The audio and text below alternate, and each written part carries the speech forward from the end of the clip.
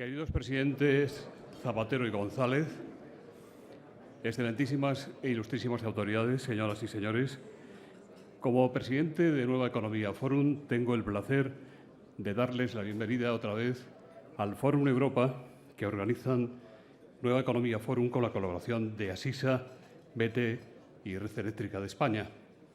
Hoy tenemos el placer de recibir como ponente de esta tribuna al candidato socialista a la presidencia de la Comunidad de Madrid, don Ángel Gabilondo, al que va a presentar la escultora doña Cristina Iglesias. La tribuna es suya.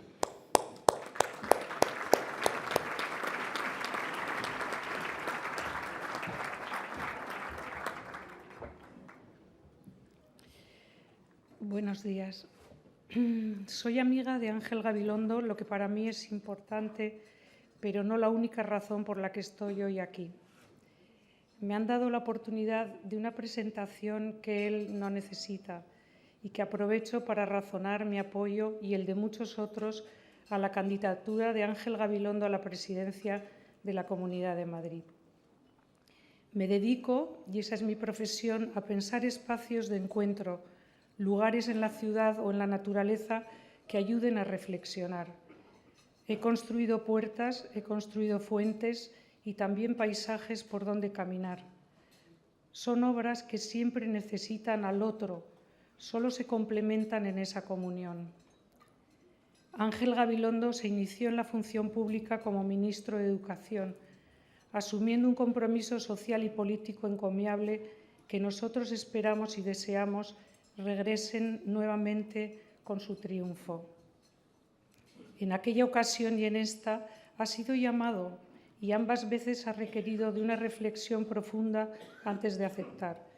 No ha sido fácil para alguien que ha ocupado gran parte de su vida en el ámbito del pensamiento y de la academia, como profesor de filosofía y rector, acometer tareas tan diferentes y expuestas como las de la función pública.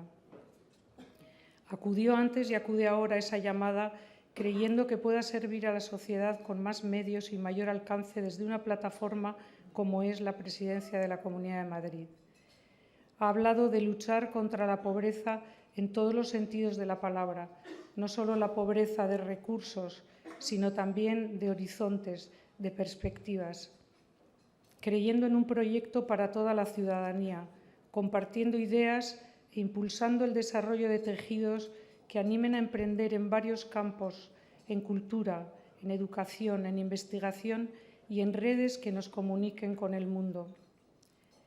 Él ha dicho que la universidad no es solo un espacio, es comunicación, un lugar de búsqueda de conocimiento, de relación con gente joven. Ha dialogado y conoce a los jóvenes, pero también sabe de las carencias y necesidades de los que ya no lo son. Ángel es comprensivo pero firme, es sensible y sereno. En los hechos y como persona es un hombre transparente, con una trayectoria clara y limpia. Todas estas cualidades pueden contribuir a transformar ese miedo que nos atenaza en una confianza de seguir construyendo una polis abierta y llena de expectativas. La cátedra, el rectorado, en una palabra, la enseñanza, le ha tenido muy cerca del servicio de la comunidad. Sabe trabajar a largo plazo, más allá de ciclos políticos, buscando consensos tan necesarios en estos momentos. Nos ha hablado de cómo gobernar significa acordar. Nuestra sociedad es plural, recoge a personas con distintos modos de pensar, pero con muchos temas esenciales donde es necesario ponerse de acuerdo para el ahora más inmediato y para sentar futuro. Ángel Gabilondo aboga por instituciones transparentes y eficientes que velen por la ciudadanía. El otro día leía que Soto Moura, arquitecto laureado portugués, decía que la crisis es una plataforma para tomar impulso y ser diferentes, ser mejores. Creo en ello. También yo, toda proporción guardada, reflexioné antes de decidirme a leer estas líneas, pero me motivó quizá lo mismo que ha podido llevar a Ángel Gabilondo a presentarse, la necesidad de manifestarnos, de estar presentes, de construir juntos. Ángel Gabilondo inmerso en una gran y bonita batalla, y yo ahora mismo leyendo un papel para luego desaparecer, coincidimos en un propósito, el de participar, participar para ganar y ganar para mejorar. Mucha suerte, Ángel.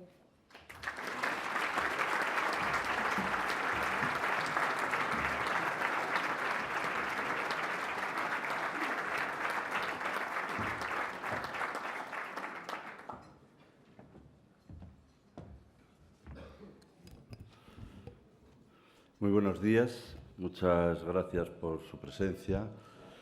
Señores presidentes González y Zapatero, señora presidenta del Partido Socialista, autoridades, embajadores, embajadoras.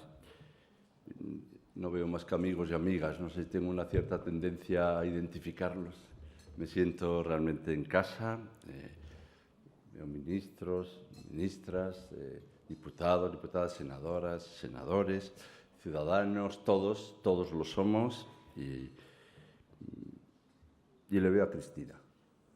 Le veo a Cristina Iglesias, y yo siempre he creído que el reconocimiento internacional que tiene como artista pues es muy importante, pero lo que significa para las culturas y las artes y su amabilidad y su compromiso, pues es difícil no sentirlo como una emoción y una llamada de todos nosotros a seguir el camino que ella nos ha indicado.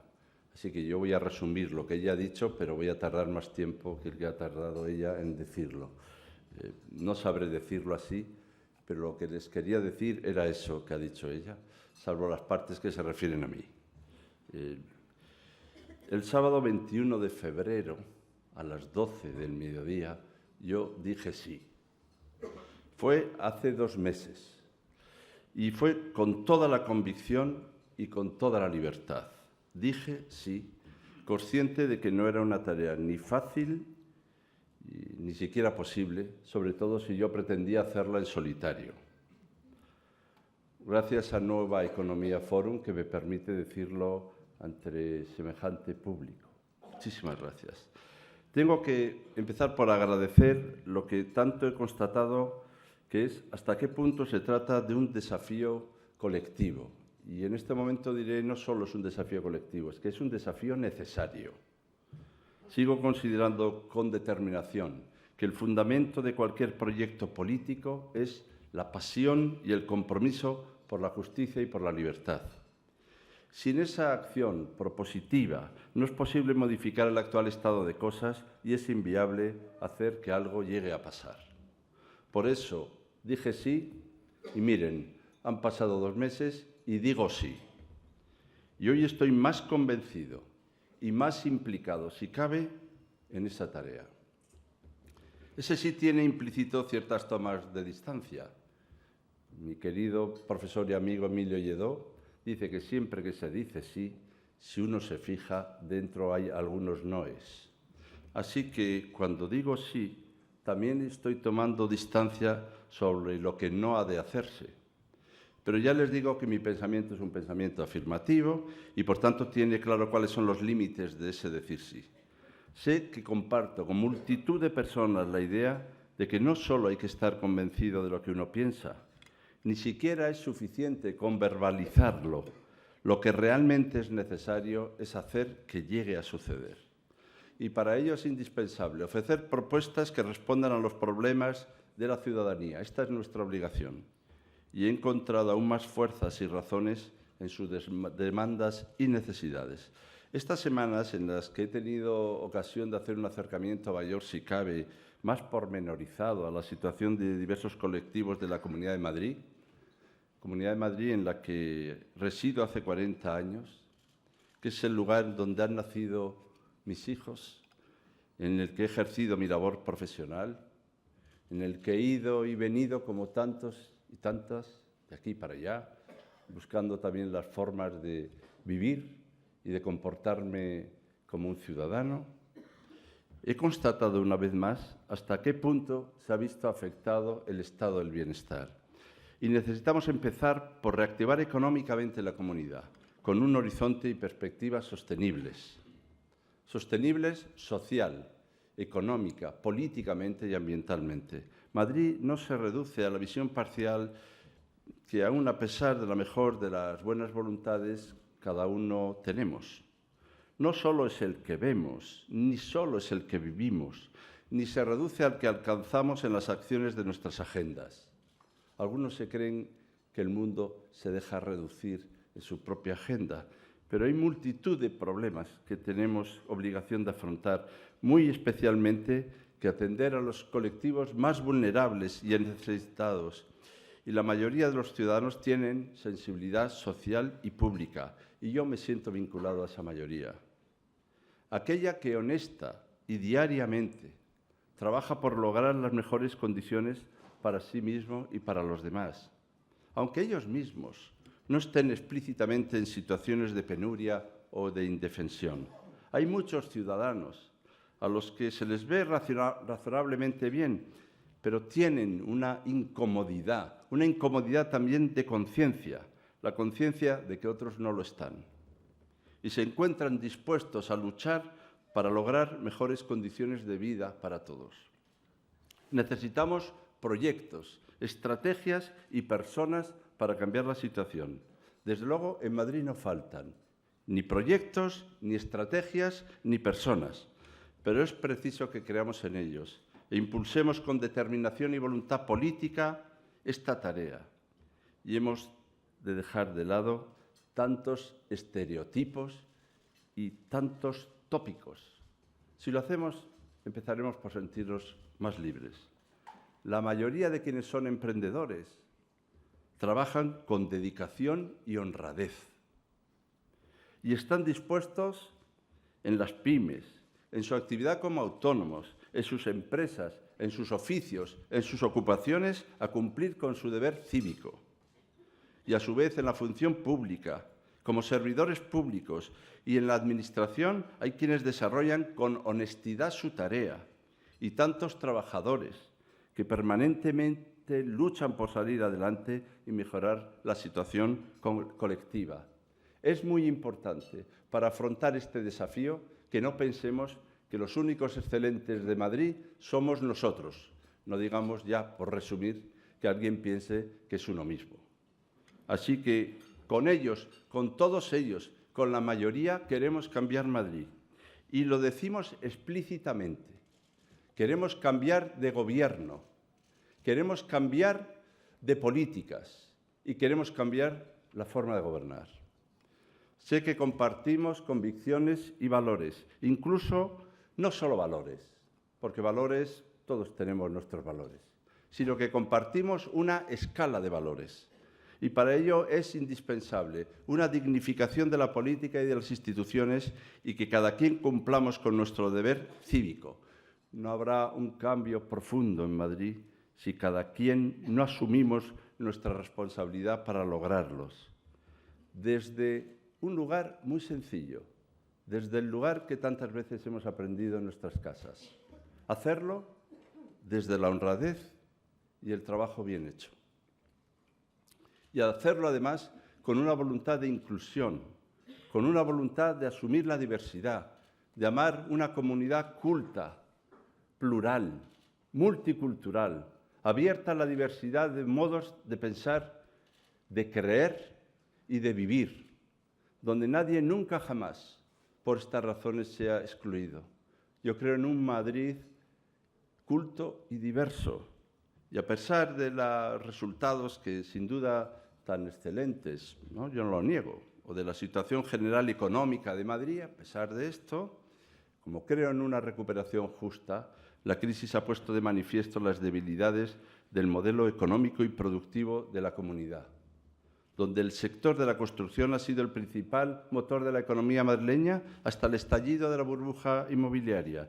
El sector llegó a aportar el 10,5% de la producción total en 2008 y hoy representa el 6,8% del PIB de la región. En términos de empleo, hoy el sector de la construcción ocupa a 135.000 personas, el 5% del total de los ocupados, lo que supone que 5 de cada 10 empleos perdidos ha tenido lugar en este sector. El segundo eje del desarrollo económico de la región ha sido el sector servicios, cuyo peso en la economía madrileña no ha dejado de crecer. Hoy aporta el 84% del PIB regional. Las ramas de actividad que más aportan a la economía madrileña son los servicios a empresas y financieros, que generan más de 73.000 millones de euros en 2014, el 41,3% del Producto Interior Bruto, y los servicios de distribución y hostelería, que aportan un 22,7% del PIB en 2014. Sé que esto no es especialmente interesante ni novedoso, pero es especialmente significativo, porque sectores estratégicos para el desarrollo de la Comunidad de Madrid, como el turismo, aún no han logrado recuperarse del impacto de la crisis. Teniendo infraestructuras como tenemos de primer nivel, no estamos logrando captar y canalizar todos los potenciales para que la Comunidad de Madrid pueda estar a la altura de dichas infraestructuras. La comunidad tiene además un patrimonio cultural extraordinario y un abundante patrimonio natural, el natural de esta biodiversidad que está infrautilizado y cuyo aprovechamiento permitiría generar empleos para esta comunidad, puestos de trabajo necesarios para generalizar las energías renovables, el ahorro y la eficiencia energética. Cuando hablamos de limpieza en tantos sentidos, también hablamos de limpieza de planteamientos y de procedimientos. La limpieza también alcanza a la salud pública, a la salud social. Y también en esto es preciso lograr equilibrios territoriales, tanto para quienes viven en áreas urbanas como en rurales. En Madrid hay también desequilibrios territoriales y no podemos ver con naturalidad que según en qué lugar se encuentre uno, pues puede tener más o menos servicios o derechos. Tenemos que generar estímulos en estos sectores. Solo un dato. El sector industrial apenas aporta un 9% del Producto Interior Bruto a la comunidad, cuando los estándares europeos establecen para regiones como Madrid un objetivo industrial del 20% del Producto Interior Bruto en 2020. Miren que estamos comparándonos con lo que en Madrid merece compararse, que es exactamente con estándares europeos. Y a esto hay que añadir que en los últimos 10 años ha desaparecido el 40% del suelo industrial a favor de la actividad residencial. Pero un eficaz desarrollo económico de Madrid precisa articular un sistema de ciencia y tecnología de la comunidad. Y podemos hacerlo, porque disponemos de excelentes universidades y centros de investigación de la región. El 20% de los estudiantes que hay en toda España están en la Comunidad de Madrid.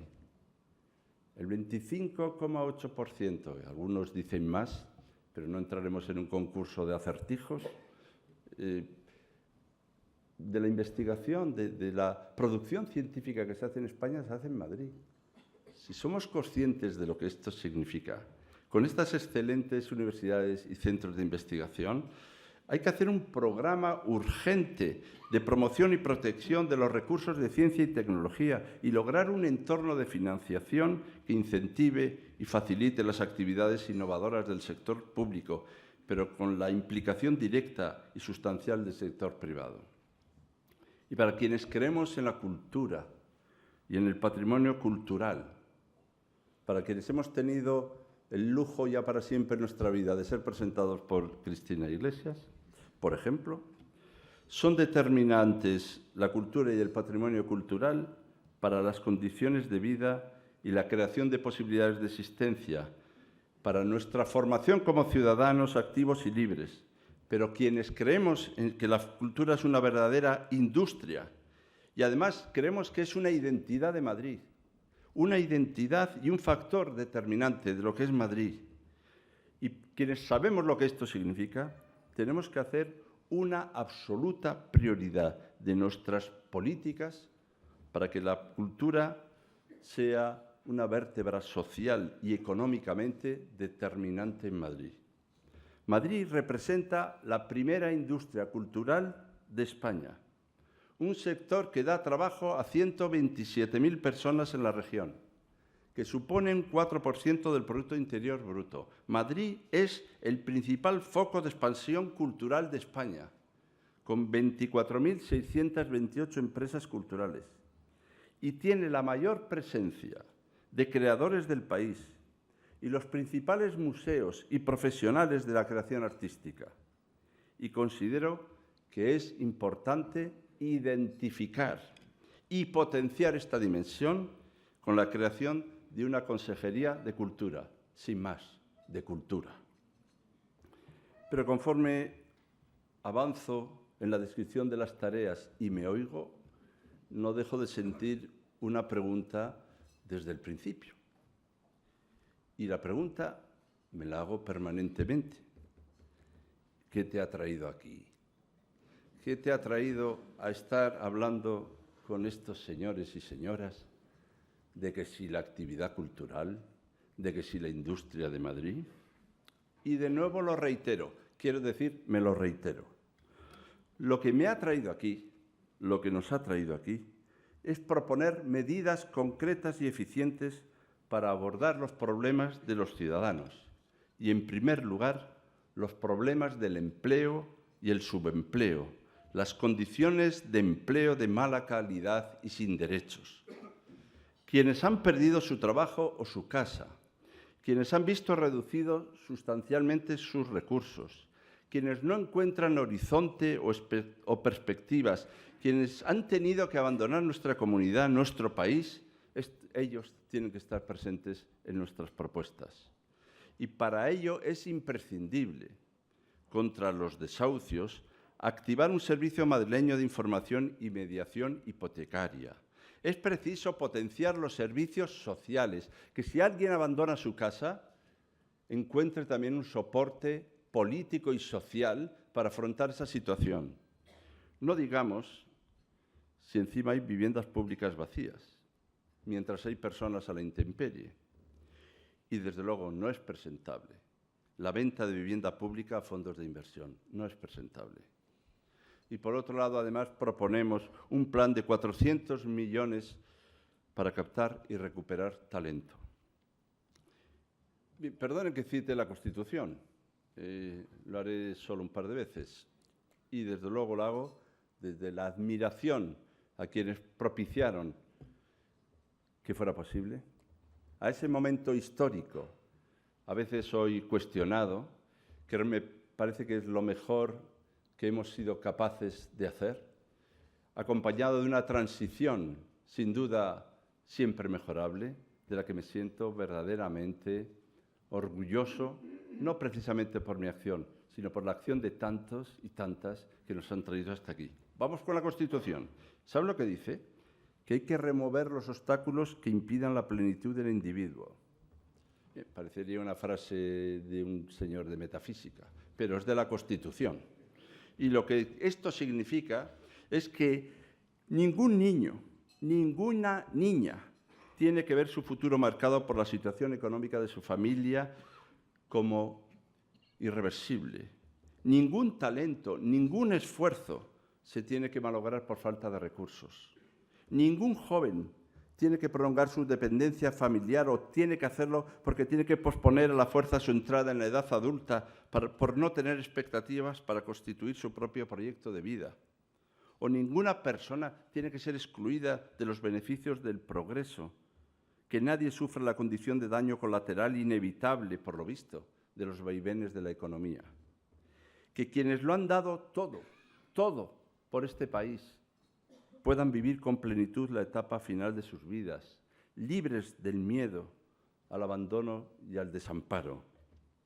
Y si nosotros nos presentamos ahora con propuestas en el espacio público, es para tener capacidad de encontrar soluciones, para que seamos eficientes, pero no de cualquier manera ni a cualquier precio, para que nadie nunca jamás se vea postergado. Por eso insistimos en la necesidad de ofrecer soluciones justas. Por eso creemos en el Estado social y democrático y de derecho.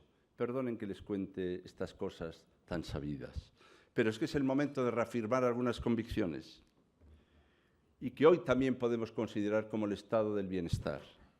En unas elecciones autonómicas y desde un gobierno regional se puede y se deben garantizar los servicios públicos de calidad, para todos como condiciones verdaderamente inseparables. Yo no me presento para ser el empresario de los empleados públicos madrileños. Yo voy a buscar merecer la confianza para gestionar los servicios públicos. Pero yo nunca he creído que un gobierno es una gestoría. Nunca. Además, yo no busco ser, como digo, no solo el empresario de los servidores públicos, sino lo que quiero es considerar como una prioridad el bienestar de las personas y trabajar en su administración. Y no hacerlo supondría abandonarlas a su suerte. Desde el punto de vista ético lo digo, no es nuestra opción, pero también lo digo, no es nuestra opción desde el punto de vista pragmático, porque los costes para la convivencia y para la paz social de semejante actitud son enormes. No es moralmente aceptable ni socialmente sensato privar a nadie del acceso a la educación ni a la sanidad. Ni es humano ni es inteligente. Por eso trabajaré para garantizar la transparencia en el sector público y la transparencia de los servicios públicos y de los contratos de los hospitales, porque estamos radicalmente en contra de las fórmulas de privatización. Eso exige el cumplimiento estricto de los contratos actualmente existentes y la total transparencia en su control público y en su seguimiento. Así, me parece que es necesario realizar una auditoría en los primeros 4 meses de gobierno de todos los contratos, de todas las privatizaciones actualmente existentes, para garantizar el derecho de los pacientes y el interés del servicio público, buscando fórmulas, si es preciso, para renegociar aquellos aspectos que sean lesivos para el interés general. Ya ven que es una intervención cuidadosa y respetuosa, pero firme. Por supuesto, no me opongo, no nos oponemos, solo faltaba a que existan empresas en el sector de la salud. Nada contra las empresas que quieren buscar el bienestar y la riqueza. Nada de discursos simplemente ideológicos, nada de eso. Yo más bien me refiero a discursos vinculados al bienestar y a las condiciones de vida de los ciudadanos. Lo planteamos desde el punto de vista de los derechos, como el de la dignidad de las personas, de la universalidad de nuestra sanidad. No es cuestión de desgranar, tampoco he venido esta mañana a hacerlo aquí, todo el programa, pero el programa que me llevaría a decir lo importante que es la atención primaria, que es casi el eje vertebral de todo el sistema sanitario, o que hay que procurar los medios que ustedes encontrarán razonable para que cada paciente disponga de un tiempo real necesario en la consulta para que sea atendido. Pero quiero decirles que nosotros nos hemos fijado en ese tipo de cosas. Para la propia supervivencia del sistema es fundamental que mantengamos la exigencia de calidad y no podemos permitir que la red asistencial pública se deteriore, porque podríamos perder algo más preciado, que es también la estima de tantos y de tantas, la estima incluso de las clases medias, que son el sustento de la red pública. La calidad no puede depender de las condiciones económicas y sociales de cada uno. Miren, si me preguntaran, pero detrás de todo esto, ¿qué es lo que soporta el discurso? Pues miren, una convicción que compartimos, una convicción fundamental, que es que ningún ser humano es superior a otro. Ninguno. Ninguno. Esta es la seña de identidad de un proyecto de progreso. La igualdad es su premisa. Y además no solo la igualdad es su premisa, sino que la igualdad es una conquista. Y tenemos que seguir en ese camino. Mismos derechos y mismas posibilidades. No hemos de hablar, por ejemplo, en vez de las mujeres. Tenemos mucha tendencia a hablar de las mujeres, en su lugar, a tomar nuestra palabra por ellas. No, si se trata de crear condiciones de posibilidad para que cada quien diga su propia palabra, si no necesitamos que hablemos en su lugar.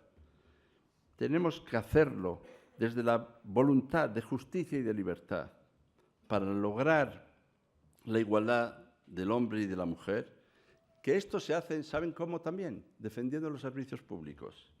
Porque las políticas sociales, las políticas públicas, defender eso es defender a las mujeres, no paternalistamente, sino con ellas. Y por eso las primeras víctimas cuando se resienten los servicios públicos siempre son las mujeres, siempre. Han de cuidar lo mismo, cobrar lo mismo, tener idéntico derecho, pero esto no es ningún regalo de los hombres.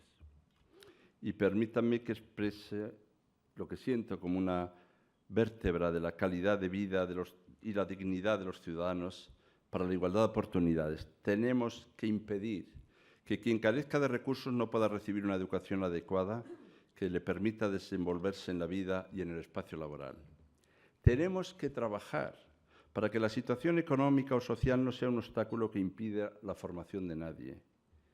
Mi voluntad de gobierno es eliminar las tasas de formación profesional y gradualmente bajar las tasas universitarias hasta un nivel que tenía en 2010. Y además, como creemos en la educación infantil y no nos gustan esas palabras que hablan más bien de guarderías, que parecen aparcar niños en nada más nacer, como creemos en la educación infantil como vital para detectar necesidades específicas y para garantizar la equidad, nos comprometemos a crear 25.000 plazas de educación infantil. Hay otros detalles que pueden parecer menores, no a nosotros, como el de establecer para el final de la legislatura la gratuidad de los libros de texto y un amplio sistema de becas, también de comedor, o crear un sistema de investigación que establezca, dando estabilidad a los investigadores y fomente su conexión con el sistema productivo. Se han perdido en Madrid 7.000 puestos de profesores en estos últimos años. Nosotros creemos que hacen falta 8.000 y además creemos que se pueden hacer, porque 5.000 profesores se van a jubilar en los próximos 4 años. Y nosotros pensamos que la reposición no debe ser del 10%, ni siquiera del 50%, sino totalmente, que se puede y se debe hacer. Y desde luego incorporar además otros 3.000 profesores, 1.000 en formación profesional, 1.000 en educación infantil y otros 1.000 en el resto del sistema. Pero para eso necesitamos soluciones justas. Ahora la cosa se va a poner supuestamente más triste para las cuentas públicas. Justicia en la distribución y en los ingresos. Y eso exige un sistema tributario justo. Ello pasa porque quien tenga más posibilidades ayuda más, contribuya más.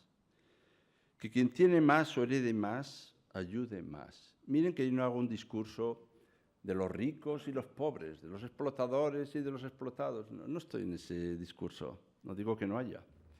Hablo de una sociedad justa y razonable. Y en una sociedad justa y razonable hay que contribuir y, en la medida de lo posible, ayudar. El otro día me preguntaban, ¿usted es partidario de la pasión o de la moderación? Una pregunta interesantísima. Y yo les dije, mi pasión es la moderación. Y verdaderamente yo creo que es fundamental entender que uno puede ser mesurado y esto no le quita en ningún momento firmeza o determinación para poder defender con pasión lo que cree. A veces es más fácil un acto de violencia que parece que es un acto de arrojo que la insistencia, la consistencia, la persistencia y la resistencia de la determinación de la mesura. El debate no es, por tanto, si se suben o se bajan los impuestos sin más precisiones. Lo importante es qué impuestos se suben o se bajan. ¿A partir de qué límites y a quién? No podemos pedir más esfuerzos a las clases medias y a los trabajadores que están sufriendo más significativamente los efectos de la crisis. Han sido los más sacrificados. Así que me comprometo a no subirles los impuestos, pero sí a pedirles un esfuerzo a quienes más tienen para garantizar las políticas activas de empleo, los servicios públicos y que estos sean eficientes, transparentes y con rendición de cuentas. Y de verdad, ya en la línea de ir acabando, pues es difícil no sentir dolor, verdaderamente dolor, por aquellos que se encuentran en una situación de especial vulnerabilidad y necesidad, que no tienen ningún recurso. Así que no sé que no verán mal que se dote presupuestariamente a la renta mínima de ciudadanía, ¿no?, que también a veces llaman renta mínima de inserción, que se agilice su tramitación para que nadie quede en indefensión, y nosotros pensamos hacerlo hasta el 90% del IPREM, que como saben es el indicador público de renta de efectos múltiples. Esto supondría pues, llegar a unos 480 euros, es decir, extender la ayuda y ampliar la cuantía. No lo digo tanto para celebrar datos, sino para decir que nos hemos fijado que hay personas que están en verdadera necesidad y necesitan urgentemente una solución. Pero las administraciones públicas no son los únicos agentes de la transformación social. Este asunto es de toda la sociedad. Sociedades avanzadas como la madrileña tienen una enorme vitalidad y mecanismos propios para hacer valer su autonomía. Bien, sabemos que en la sociedad no todo el mundo está en partidos políticos. Es probable que los aquí presentes no sean todos del mismo partido político, ni siquiera de diferentes, tal vez de ninguno. Por eso yo agradezco a quienes militan en situaciones difíciles, pero también hay miles de personas de enorme sensibilidad social, política y pública que trabajan honestamente por el bienestar de Madrid y de nuestro país y que no están en partido alguno. Yo me convoco también con ellos, a esta tarea política que alcanza a todos los ciudadanos en su deber cívico. Y hoy estamos dispuestos a hacerlo desde la candidatura del Partido Socialista, a quien agradezco su entrega y a quien agradezco también el que hayan pensado, sin duda con algún punto de insensatez, que yo puedo hacer algo. Se lo agradezco de verdad, porque nuestra voluntad es merecer la confianza para afrontar un proceso de constitución para gobernar Madrid, para cambiar Madrid, para convertirlo en algo más eficiente y más justo. Y eso pasa por la capacidad de elegir y decidir de los ciudadanos, por defender a las ciudadanas, por defender su condición, sus derechos y sus libertades. Así que aquel sí de febrero es ahora este sí de abril. ¿Qué ha pasado? Que ahora es un proyecto más colectivo, más ilusionado y más consistente. Y yo me siento convocado a merecer la confianza que haga posible un gobierno de mayoría en Madrid que genere bienestar, precisamente a partir de la eficiencia de los servicios públicos, con instituciones consistentes y justas, para desde nuestro deber cívico. Yo me siento verdaderamente concernido, especialmente involucrado. No digo a los demás lo que no me digo a mí mismo. No se trata de ser exigente con los demás si uno no es exigente consigo mismo. Me lo digo también a mí mismo, para que encontremos también en los demás las fuerzas para estar a la altura de este desafío. Prepárense.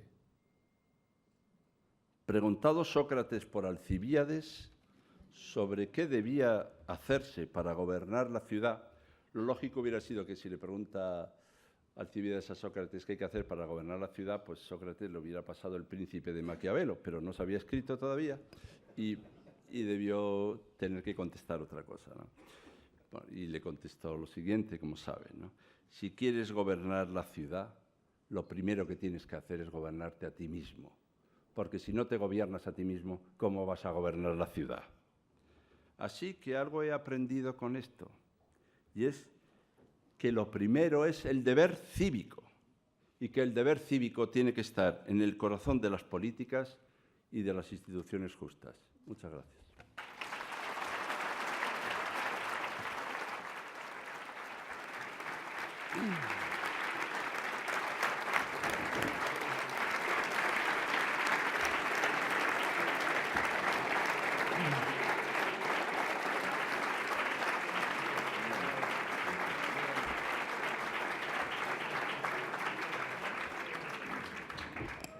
Muchas gracias, don Ángel. Muchas gracias, doña Cristina. Empezamos por las preguntas y, si le parece, don Ángel, nos vamos a referir a lo que ha dicho usted sobre los impuestos. Lo del bolsillo siempre está primero que otras cosas. ¿O no? Alicia Castedo dice: en Madrid, por obra y gracia del PP, se aplican bonificaciones del 100% en el impuesto del patrimonio y del 99% en el de sucesiones y donaciones. ¿Usted qué piensa hacer en concreto en estos impuestos? mantenerlos como están o reducir un poco o un mucho las bonificaciones. ¿Cómo pueden financiarse servicios públicos de calidad como usted defiende sin subir los impuestos que usted ha dicho que no los va a subir?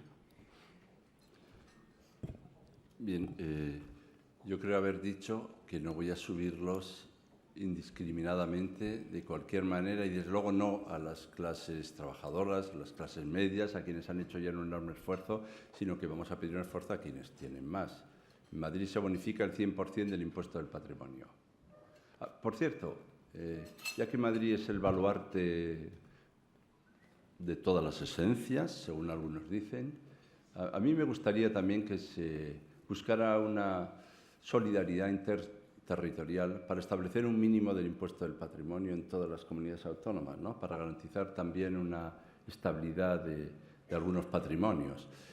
Esto desborda mis competencias, quede al menos que esta sería mi voluntad. Pero a mí me parece que no puede bonificarse el 100%. Si ahora queremos asustar ciudadanos, pues diremos, prepárense que vienen los socialistas y van a subir los impuestos. Bien, pero este susto suele tener menos sentido si nos fijamos, ¿no? A partir del 1 millón de euros, pues a partir de 1 millón de euros igual se puede empezar a pensar en que hay que contribuir con el patrimonio. Que en Madrid hay 14.000 personas que tienen más de 5 millones de euros de patrimonio, pues yo voy a pedir también ahí un esfuerzo para contribuir fiscalmente. Miren, a algunos les extrañará. O sea, gente que se divierta pagando impuestos conozco pocas, pero personas que tienen sensibilidad social, política y pública conozco muchas, y en todos los sectores, y que están dispuestos a hacer ese esfuerzo siempre y cuando sea efectivamente para servicios públicos, no para que alguien se apropie de eso, no para que alguien se corrompa con eso, y además para que esos servicios públicos sean eficientes. De ser así, yo sé, y esta llamada la hago también a la solidaridad y el deber cívico, que se puede hacer. Pero ahora, no empecemos a asustar diciendo que cuando se muera tu padre, tu piso te lo van a quitar los que van a venir al gobierno. Esos miedos ya no. Efectivamente habrá que poner algunas, pero a partir de cantidades notables, ¿no? Hoy estamos haciendo solo una presentación, no estamos haciendo un programa electoral, ni siquiera un programa de gobierno, pero yo no quiero ocultar que sí que habrá que intervenir en aquellos que tienen más posibilidades. ¿Qué te parece que el todavía presidente Ignacio González, haciéndole campaña a Cristina Cifuentes, haya adoptado precisamente ayer acuerdos para aumentar la baja maternal, facilitar la baja previa al parto y ayudas similares? En junio cumplirían 20 años en el gobierno. Y yo respeto, porque han merecido la confianza de los ciudadanos para estar ahí, y por tanto respeto. Pero también cuando uno está en el gobierno, a la hora de hablar, hay como una especie de vinculación de los ciudadanos entre lo que dice y lo que ha pasado. Es una cosa que tienen los ciudadanos, como una tendencia. Y en esa tendencia pues, ocurre también que en este momento, en periodo electoral, con unas cantidades tan consistentes, pues también hace falta una cosa que se llama credibilidad. Y además hace falta esa credibilidad en políticas vinculadas a la libertad de las mujeres, a la libertad de vida de las mujeres. Y bueno, como he dicho que no voy a hablar en nombre de ellas, escuchemos lo que dicen ellas sobre lo que haya podido pasar en este tiempo, ¿no? A mí me parece bien siempre que hablemos de propuestas. Yo he dicho que si se hablan de propuestas estoy cómodo y estoy contento, lo tengo que decir públicamente, de que en esta campaña estamos hablando pues, de qué ocurre con la educación o propuestas en este sentido o en otro. Me parece muy bueno para los ciudadanos, en vez de hablar de cómo somos unos u otros o dejamos de serlo. Pero yo he cuantificado estas propuestas y me parecen propuestas difícilmente viables, aunque me parece muy positivo todo lo que sea apoyar la libertad y las condiciones de vida en igualdad. ¿Qué valoración hace de la noticia publicada hoy por El Mundo, según la cual una compañía, Indra, habría financiado con una empresa de la Operación Única la campaña de imagen de don Ignacio González. Bien, qué bonitos son los verbos en castellano. Habría financiado, pero fíjese qué difícil es opinar sobre la habría. Yo lo que digo sobre esto es que, pues, que se aclare lo que haya pasado. Si algo que se ha hecho no está bien, pues que se adopten las medidas que han de adoptarse. Pero si ya es difícil opinar sobre lo que ha pasado, opinar sobre lo que habría sucedido es complicadísimo. Bueno, pero medio en broma lo que quiero decir es que no tengo tendencia a entrar en el análisis de cuestiones que tienen procesos y procedimientos para ser analizados, ¿no? Yo lo que quiero es que haya transparencia de la financiación y actuación ética y legal presentable. Luis Aguilar le pregunta, Madrid ha perdido competitividad empresarial y peso industrial. ¿Qué piensa hacer para crear empleo? 4 o 5 ideas. Bueno, lo primero que hay que hacer es activar el servicio público de empleo que se desmanteló. Es decir, para hacer políticas efectivas de empleo, activas de empleo, porque es que no se han hecho políticas activas de empleo, lo que se ha hecho es asignación de gasto. Y para hacer políticas activas de empleo, primero hay que consensuar y buscar acuerdos con los agentes sociales, buscar acuerdos también con todos aquellos que tienen iniciativa empresarial, iniciativa de creación e iniciativa también por defender los derechos en relación con el trabajo. Bueno, si esto es así, pues claro que hay que hacer planes específicos. Es que hay que hacer un plan específico de trabajo para los jóvenes. Es que hay que hacer un plan específico para desempleados de más de 45 años. Y yo he dicho que al menos el 2% del Producto Interior, en fin, del presupuesto de la comunidad se van a dedicar a crear empleo para mayores de 45 años, ¿no? O trabajo para las mujeres, o un plan de trabajo para las personas con discapacidad. Es que hay que hacer planes efectivos de empleo. Y desde luego también hay que estudiar el Producto Interior Bruto en relación con la industria de Madrid, que se ha venido abajo. Mire, solo Baleares se ha hundido más en su industria que Madrid.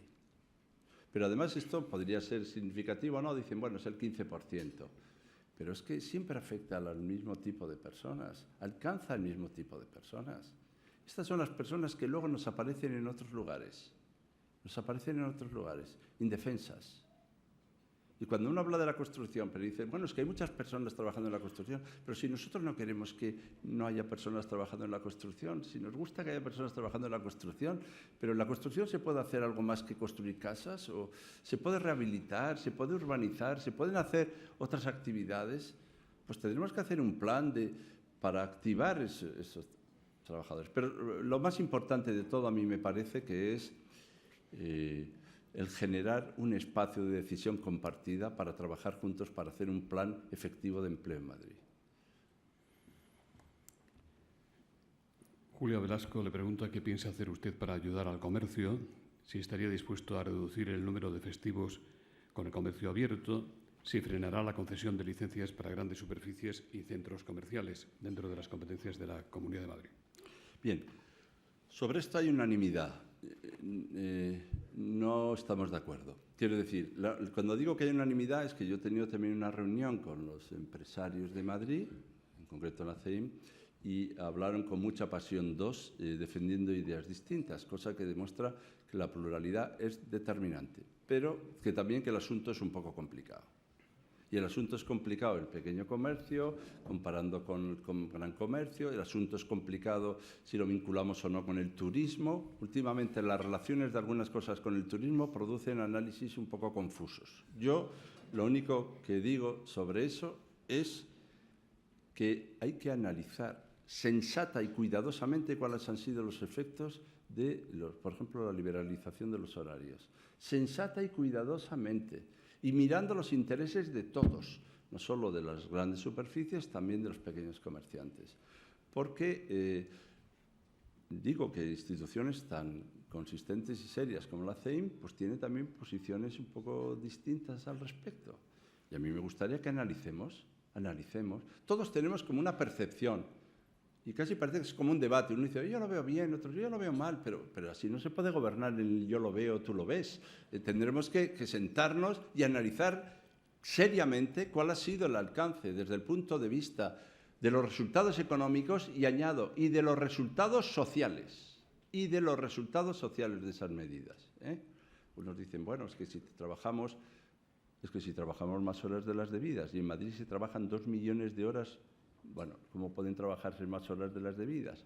Pues cuando se trabajan más horas de las legalmente estipuladas y encima no se pagan gran parte de ellas.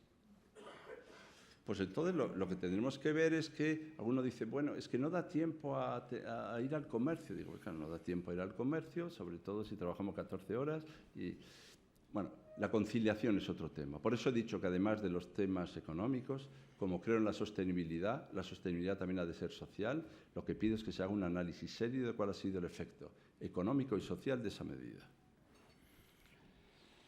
Antonio Fuertes le pregunta cómo ve usted los favores de última hora por parte del Ayuntamiento de Madrid al Atlético de Madrid, de la familia Gil, a la que el Ayuntamiento daría un balón de oxígeno permitiendo una millonaria operación urbanística con un magnate chino, o la ampliación del Estadio Bernabéu, o la construcción de un centro comercial en Madrid, o la cesión de terrenos para la construcción de un nuevo rascacielos en el espacio de las 4 torres. Bueno, está con nosotros también el candidato a alcalde de Madrid, ¿no? O no ha estado. Bueno, le iba a decir que sí que preguntara a él, respondiera a él, pero bueno, precisamente quizá previendo eso. La historia está en que bueno, la palabra favor es una palabra que en el espacio público no me gusta. Ya lo digo desde ahora. A mí no me gusta la palabra favor. En el espacio público no hay que hacer las cosas por favor. Por favor hay que hacerlo todo, es decir, nada específicamente y solo por esa razón. Y por eso sí lo que se trata son tratos de favor. Yo no quiero tratos de favor. Quiero tratos de igualdad de oportunidades, quiero tratos transparentes, quiero acuerdos que se hagan también en condiciones de oportunidad para todos semejantes, pero cada caso concreto habría que analizarlo. Tampoco se trata de hacer una brocha gorda, hacer un análisis general, pero yo creo que un ayuntamiento, toda una comunidad tiene que estar al servicio del interés general, del bien general y no, en fin, centrarse en intereses particulares. Pero repito, en un listado tan grande habría que mirar cada caso particularmente. Ha hablado usted de una auditoría de los contratos con compañías privadas y le pregunta Juan Ricaldes si asumiría usted el compromiso de auditar la deuda de la Comunidad de Madrid en los mismos 4 meses que usted se ha planteado para la otra auditoría. Es que va a ser inevitable hacer algo parecido a eso. Es decir, no sé si la palabra es auditar, porque siempre que decimos auditar estamos refiriendo a un proceso y a un procedimiento determinado, pero sí será importante ver cuál es la deuda de Madrid. Es decir, que hay datos, pero también es interesante constatar cuáles son. Yo creo que cuando uno llega a un gobierno, lo primero que tiene que hacer es también levantar acta del estado de la cuestión, presentar ante los ciudadanos con toda claridad qué es lo que está y cómo está, y desde esta pues empezar a trabajar para generar mejores posibilidades. Pero no se trata... Pues que la palabra auditoría parece que está diciendo como una especie de puesta en solfa o en cuestión o de sospecha de lo que han hecho otros. No, desde ninguna sospecha. Simplemente desde la necesidad de saber a qué atenernos y del conocimiento del estado de la cuestión. Poniendo o quitando la palabra auditoría, sí me parece que es importante que se sepa y que se sepa públicamente cuál es el estado de la deuda en Madrid. Constantino Mediavilla, editor de Madrid Diario, le pregunta qué papel va a jugar el diálogo social en su programa electoral y en el Gobierno en caso de que lo pueda formar. Bueno, cuando hemos dicho tantas veces que no nos gusta la reforma laboral, incluso el Partido Socialista a nivel nacional ha pedido que se derogue la reforma laboral, se hacía por muchas razones, ¿no? Pero una de las razones, y no menor, es que exactamente en casos de conflicto, en situación de encuentro de intereses, no estaba muy claro que se garantizara el espacio para la defensa del interés colectivo. Y eso significa el espacio para la negociación colectiva. Y eso significa el espacio también para los convenios colectivos. El problema es no solo que se producían pues igual lesiones de derechos o trabajo de menos calidad, sino que cuando había de buscarse el espacio para hacer valer las buenas razones, ese espacio estaba lesionado, llamémosle lesionado. ¿Por qué? Pues porque hay una percepción social y política consistente que va en la dirección de que la negociación y el diálogo social son indispensables para garantizar la justicia de las decisiones. No creo que haya necesidad de aludir de nuevo a la Constitución y ponernos a hablar de los sindicatos, pero los sindicatos, los agentes sociales, las asociaciones empresariales están en la Constitución española como vértebra que garantiza la democracia. Y, desde luego, yo creo en el diálogo social. Es más, mira, una de las cosas que más me ha sorprendido, no digo extrañado, sorprendido, es la ruptura de los espacios de decisión compartida. Cuando te reúnes con cualquier colectivo, se ponen a hablar, le digo, pero ¿y esto por qué no lo habláis? Y dice, ¿dónde? ¿Dónde? ¿Por qué no habláis, por ejemplo, estos problemas de los museos en el Consejo Regional de Museos de Madrid? Dice, pues muy sencillo, porque no se ha reunido ni una vez y es mal sitio para hablar, por tanto. Bueno, este es un ejemplo traído, ¿no? Y, por tanto, alguno dirá que, en fin, en provecho de lo que quiero defender. Pero sí digo que hay ruptura de los espacios, de los consejos, de los ámbitos de decisión compartida, donde defender cada uno claramente lo que piensa, donde hacer valer sus razones y donde adoptar decisiones compartidas.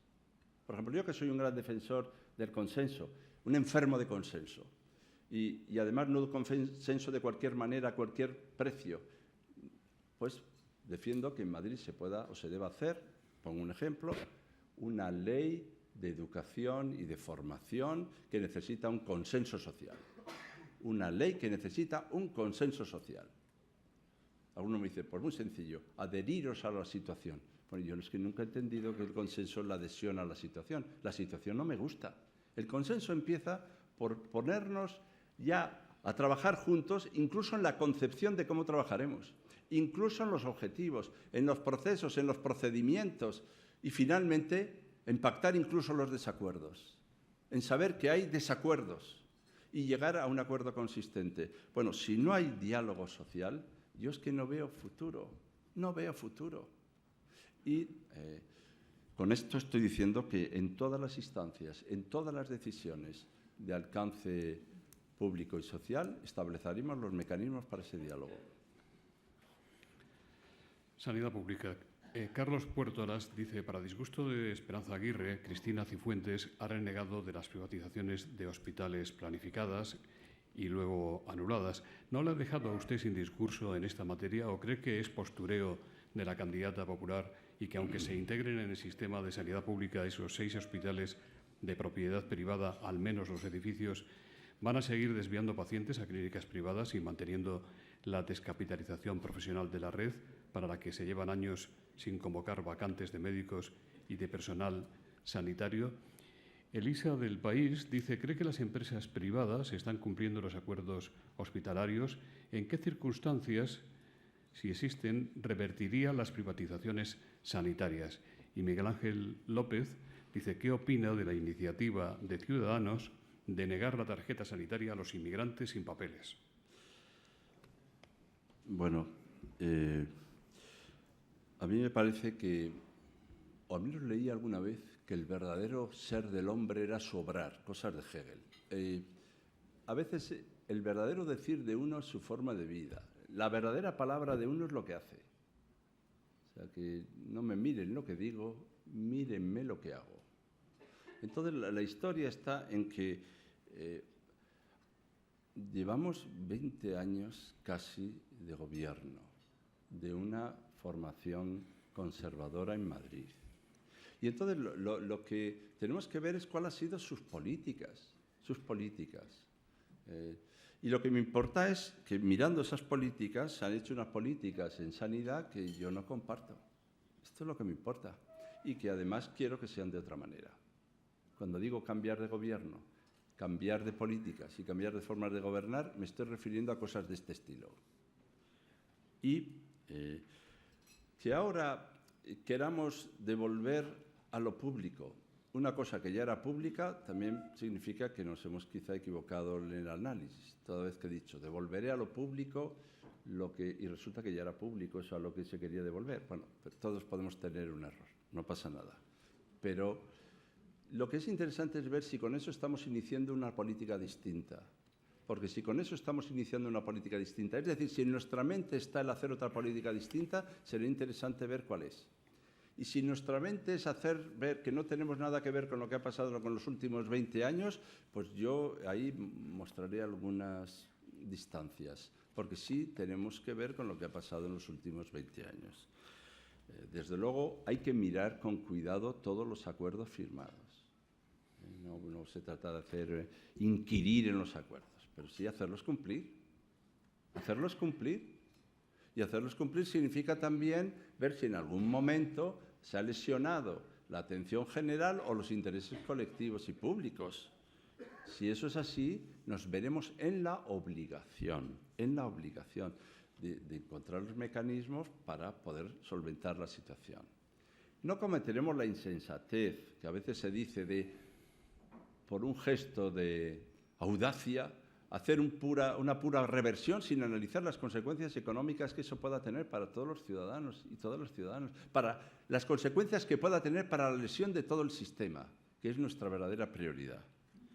Y desde luego, yo no solo soy partidario de que a los inmigrantes y a otras personas, cuando el otro día hablábamos de quienes andaban por la calle, ¿no?, lesionando los ojos de los turistas, por lo visto, lo que se comprobó es que al menos la mitad de ellos no tenían tarjeta sanitaria. Hay que devolver la tarjeta sanitaria a todos. Es un derecho, es un problema de derecho, no es un problema de nada más. Y desde luego me agrada que ahora, en estas vísperas, se haya vuelto a la atención primaria. Me parece bien, pero no es la atención primaria, porque una vez que te han hecho atención primaria y te diagnostican, entonces que ya te vas a casa diagnosticado, ¿no? Habrá que atenderles, ¿no? Entonces yo lo que creo es que hay que devolver la tarjeta. La respuesta es sí, hay que devolver la tarjeta. Es derecho. Nicolás Fernández, presidente de la AMPE, dice: ¿podrá impulsar un gran acuerdo o pacto para la educación madrileña que permita recuperar el papel y la dimensión que le corresponde a la enseñanza pública? Paco Ramírez dice: implantaría de nuevo la asignatura de educación para la ciudadanía, como ya han hecho comunidades como Andalucía o Asturias. Paco Ramírez es el presidente de la Confederación Colegas. Bueno, yo creo que la enseñanza pública es la vértebra del sistema educativo y la enseñanza pública tiene que ser de enorme calidad. Siempre he pensado que no se defiende lo público criticando lo privado, se defiende lo público dándole dignidad, dándole eficiencia, haciéndolo verdaderamente bien. Para eso, claro, necesitamos recursos, medios, personal hay, pero ahora hay menos que hace unos meses, unos años.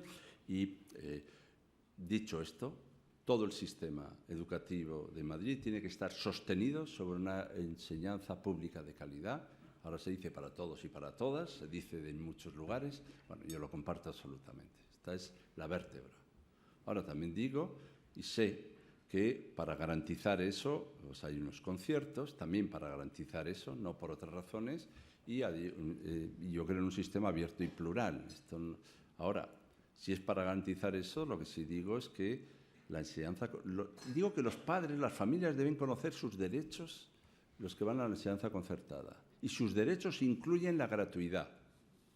Deben conocer todos los ciudadanos de Madrid que la enseñanza concertada ha de ser gratuita, porque la base del concierto es exactamente el acceso universal, la sociabilización y universalización de la educación, que por eso fue por lo que se puso.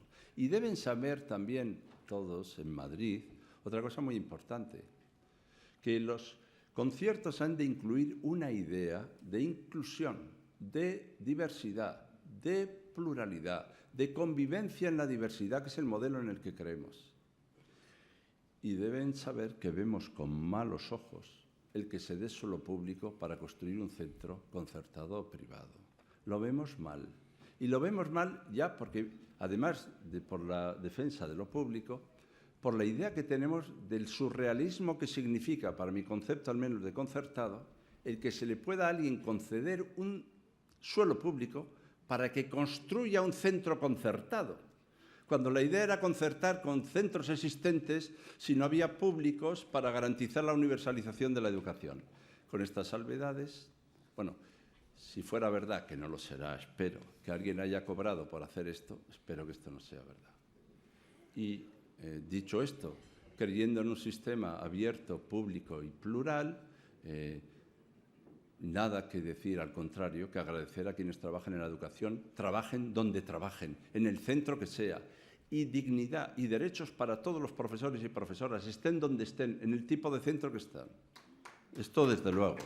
Y también quería decir que yo creo en la educación para la ciudadanía, lo creo. Presidente Zapatero, lo creo.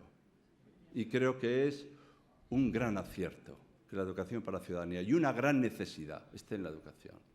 No sé cuáles son las posibilidades, las competencias para hacerlo, pero me parece un grave error que no esté. Luego vendrán los debates de cómo se llama, porque ya saben que cuando ponen a los filósofos empezamos a jugar de esto, ¿no? Pero me parece imprescindible. Casi siempre que ocurre algo, acabamos a decir, es que la educación, debería ser la educación. Bueno, sí, la educación es en todas las materias, pero hace falta una materia indispensable. En la medida en que dentro de las competencias y posibilidades esté, desde luego yo trabajaré para que esté donde esté, trabajaré toda mi vida para que haya educación para la ciudadanía. Y desde luego tomaremos las medidas que sean necesarias para que lo haya. Y también quiero decir otra cosa, en honor de la verdad, que instituciones como la FERE, la Confederación de Centros de Enseñanza Religiosos, nunca se opusieron a la educación para la ciudadanía y que solo se opusieron a la educación para la ciudadanía algunos sectores que veían ideologizada esta materia, pero no les quiero hablar de qué sectores eran. Yo voy a invitar a los presidentes González y Zapatero a que intervengan para cerrar este acto, pero permítame que le traslade alguna pregunta que si no se echaría en falta sobre pactos. César Hoyos le pregunta si va a decidir usted con quién pactar, como ha reivindicado doña Susana Díaz, o acatará lo que le digan desde Ferraz para respetar un patrón general en el conjunto del Estado. Y José Antonio Ramos le pregunta, ¿se imaginaba usted tener enfrente a empresas del IBEX 35 que se dice están presionando a Albert Rivera para que evite gobiernos de concentración de izquierda, PSOE, Izquierda Unida y Podemos, o que como máximo sean gobiernos PSOE Ciudadanos? ¿Qué piensa usted de esto? Bien, primero, yo tengo una tendencia, lo he dicho muchas veces, a no pactar con las encuestas, sino a pactar sobre todo con la ciudadanía.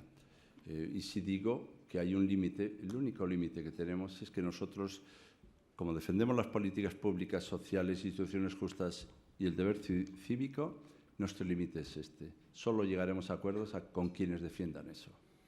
Y yo también he dicho que quiero cambiar de gobierno, cambiar de formas de gobernar y de políticas de gobernar.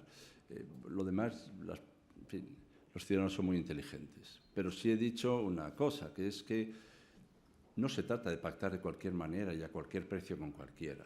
Se trata de pactar sobre unas convicciones, unos programas, unos proyectos que resuelvan los problemas de los ciudadanos. Y yo ya he dicho que si no se resuelven a través de políticas públicas y sociales, no veo que se solucionen. Se solucionan para unos cuantos, se generan nuevas bolsas y no son efectos laterales, son efectos determinantes para un sistema que quiere ser de justicia. Ahora, si hacemos un debate, ¿lo decidirá usted solo? Yo en general solo decido pocas cosas, solo si me afectan solo a mí, y aún y todo me cuesta. Yo, de todas las maneras, si la opción es ¿decidirá usted o acatará? Planteado así, si me plantean así, es probable que decida yo, pero a mí nadie me va a plantear eso así. Nadie me va a plantear eso así. Porque yo no he puesto condiciones ni me las han puesto. Cuando soy independiente, no soy independiente el primer día y dejo de serlo los demás días, lo soy siempre. Pero yo soy leal, y sé dónde estoy. Y desde luego escucharé atentamente las razones, el interés general del país. Pero ¿saben lo que voy a poner por delante? El interés de Madrid, de los ciudadanos de Madrid. Y esta es la prioridad. Y este es el encargo que yo he recibido y esto es lo que voy a hacer. tal manera que me oiré con mucho gusto cuáles son las perspectivas del país. No seré insensible a esto, pero no he venido aquí a acatar, sino más bien a tomar decisiones con libertad y responsabilidad, lo que incluye escuchar a todos y ser leal a quienes han confiado en mí. Es una magnífica... perdona. Pero yo no espero tener enfrente a las empresas del IBEX 35, es que así dicho, a uno le entra como hasta temor, ¿no? Yo estoy seguro que en esas empresas habrá muchísimas personas y muchísimas empresas que lo que quieren es esto que acabo de decir, la reactivación económica de Madrid, la generación de empleo, la producción de bienestar. Estoy absolutamente seguro. Lo que nosotros es que tenemos que merecer la confianza de que se sepa que de eso nos importa, que no somos simplemente gastadores con dimensión social, que somos personas que creemos en la generación de riqueza, que nuestro enemigo es la pobreza, que no es la riqueza. Bueno, nos inquieta la riqueza de unos a costa de otros, pero nuestro enemigo es la pobreza y queremos el bienestar económico de Madrid. Vamos a trabajar con todas esas empresas para lograrlo, de su lado, a su lado, garantizando también, como hemos dicho, los derechos, ¿no? Y esto es lo más importante que tenía que decir, creo. Es una magnífica oportunidad poder escuchar a los que fueran presidentes del Gobierno de la Nación. Don Felipe González. Aquí empiezo yo. Bueno, derecho de antigüedad. Verá, yo quiero destacar tres cosas brevísimamente de Ángel Gabilondo. Me han impresionado. Yo estaba en Marrakech hablando inoportunamente de Averroes, que tendría que haber estado hablando en la universidad, cuando me enteré de que había esa propuesta y nos comunicamos un momento. Bueno, primero, digo, respeto, incluso admiro en las circunstancias presentes su compromiso con lo público, sobre todo porque es un compromiso no mercenario. Hasta el punto de que el otro Gabilondo le llamaba la atención y sufría ya por anticipado, por la aceptación de un compromiso no mercenario. Pues de todas maneras, vean qué significa lo que significa. ¿A cambio de qué? A cambio de nada. A cambio de satisfacer el servicio público. Segundo, respeto y admiro algo que, citando a Lledó, está muy en razón, la recuperación del valor de la palabra. Recuerdo a Ospina, que hizo esa novela fantástica de Auroras de Sangre, el colombiano, sobre el poema más largo de la lengua castellana, que sigue siendo el de castellano, y decía el hombre algo fantástico: la palabra dura más que la piedra.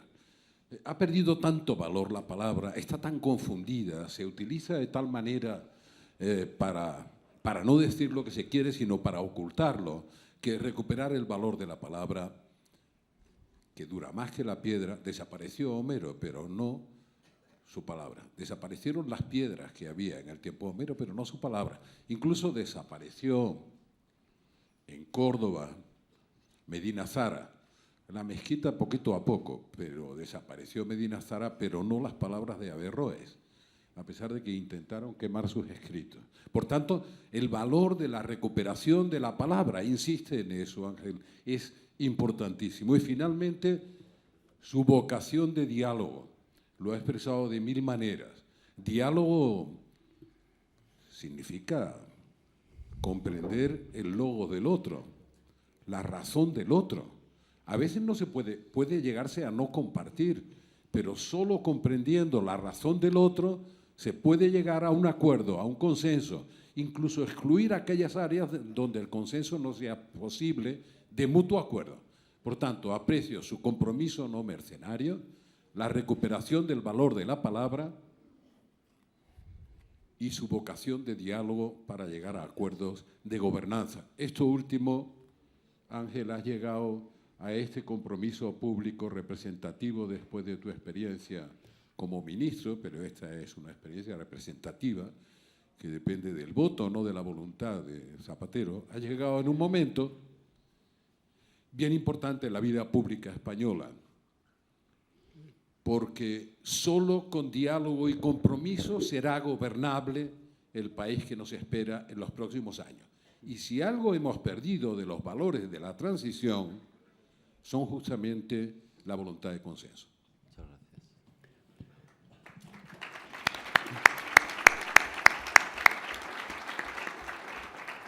Presidente Zapatero. Sí, cuando mi paisano me remitió esta nota para que interviniera, pensé que me iban a ser muy fáciles los elogios y muy difíciles las preguntas. Pero aún así quería hacer algún elogio y alguna pregunta. Los elogios son notables en el caso de Ángel Gabilondo. Es una persona elocuente, sincera, cargada de bonomía, como bien sabe Iñaki, y que además tiene la virtud tan difícil de alcanzar de que lo que dice se parece bastante a lo que es. Tuvo además el honor, y es un dato que yo siempre refiero, de ser el ministro de Educación que alcanzó el volumen de inversión en becas y el mayor número de becarios de la historia de España. Y eso para mí es un gran título, porque es, sin duda alguna, lo más transformador. Los elogios están ahí y son conocidos. Hay dos cosas que quería comentar de tu intervención. Coincido en el sentido que he ido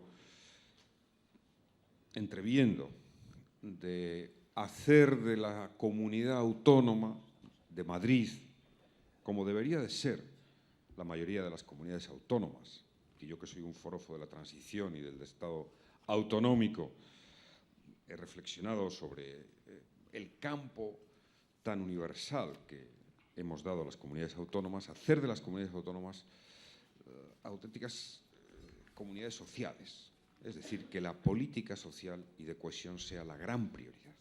Es decir, yo entiendo que la investigación, que los centros tecnológicos, pero ese debate en el país lo tendremos que abrir. Tendremos que abrir si es posible, eficiente y útil que todas las comunidades autónomas tengan centros tecnológicos de casi todas las materias. Sí, y yo los apoyo mucho. Creo que la cohesión social es el primer mandamiento de los gobiernos autonómicos. Que la proximidad de la democracia y de las instituciones públicas en lo social, que es para lo que nacen las comunidades autónomas, y el respeto a la identidad, tiene su gran dimensión. Por ello me gustaría dos cosas. Una, dependencia. Dependencia. Es un factor vertebrador esencial. Máxime en una población como la de Madrid, con unos índices demográficos como los que tenemos, y máxime después de que se ha abandonado, en gran medida, el mandato de una ley, y que otras comunidades autónomas no lo han hecho. Es decir, creo que en esa escala de valores que hablabas o de prioridades, la dependencia debería de ser. Y dos, porque lo hemos hablado en alguna ocasión, y me gusta escucharte además cómo lo explicas, es decir, el valor de la igualdad, y cuando hablemos de igualdad en esta sociedad seguimos hablando de la igualdad de género. Hay un desmantelamiento en Madrid, y tienen no datos buenos, sobre los centros sociales de acogida para mujeres maltratadas, y la lucha contra la violencia de género, digamos que casi sería el capítulo 1 de la educación para la ciudadanía, el capítulo 1 para mí, y ahí te pediría un esfuerzo porque sé de tu sensibilidad. Es decir, creo que las comunidades autónomas deben ser, ante todo, comunidades para la cohesión social, que ese es el gran papel, y tenemos el lujo de tener una persona que tiene esa sensibilidad, que tiene esa concepción y que tiene esa actitud. Y yo me siento, en fin, muy, muy dignamente y con orgullo representado por Ángel Gabilondo. Gracias.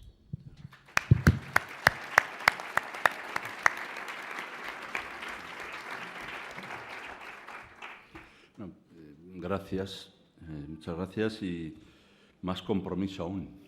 Es decir, que cuanto cada aliento es un compromiso mayor, ¿no? Y también una fuerza mayor para proseguir. A mí me gusta lo que oigo.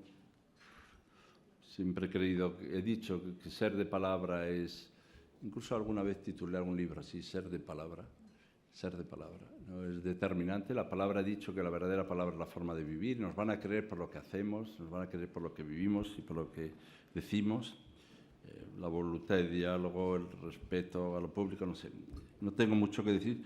Me acordaba de Homero cuando oía, es que yo tengo una enfermedad, oigo hablar de algo y me acuerdo de no sé qué, y me acordaba de Homero, cuando Homero estaba hablando de las personas desiguales y decía, eso es vivir sin fratría, sin ley y sin hogar, ¿no? Y me acordaba de esto y pensaba en la igualdad, ¿no? En todos los sentidos de lo que es. Eso es la verdadera esclavitud, vivir sin fratría, sin ley y sin hogar, ¿no? Casi podría ser una representación de nuestro tiempo, ¿no?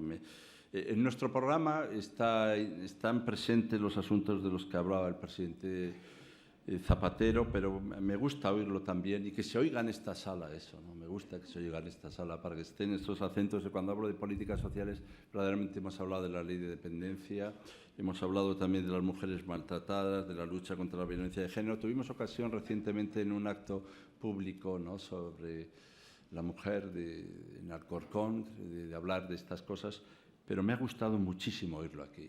Y me ha gustado oírlo también porque quizá yo no lo he subrayado sintiéndolo como lo siento y me siento involucrado con ese proyecto. Las políticas sociales y públicas son determinantes para la cohesión social. Y luego yo suelo citar el artículo 2 de la Constitución. En cuanto me preguntan cualquier cosa, hablo del artículo 2 de la Constitución, porque cuando habla del derecho a la autonomía de nacionalidades y regiones, habla también de la solidaridad entre ellas. Y a veces se olvida que la Constitución habla de la solidaridad entre ellas. Y la solidaridad es la cohesión territorial también. Y ahí, bueno, es tan tremendo ese artículo que a veces da la impresión, pero eso son interpretaciones de los que no hemos hecho derecho, de que el derecho a la autonomía de las nacionalidades y regiones se sustenta en la solidaridad.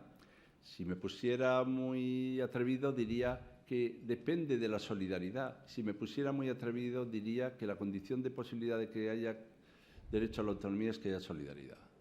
Y por eso esto es un asunto interesante, porque si se pierde la solidaridad se desmorona exactamente el Estado y el proyecto de país en el que estamos. Así que muchas gracias por todo. Es un honor vuestra presencia, un grandísimo honor. Muchas gracias.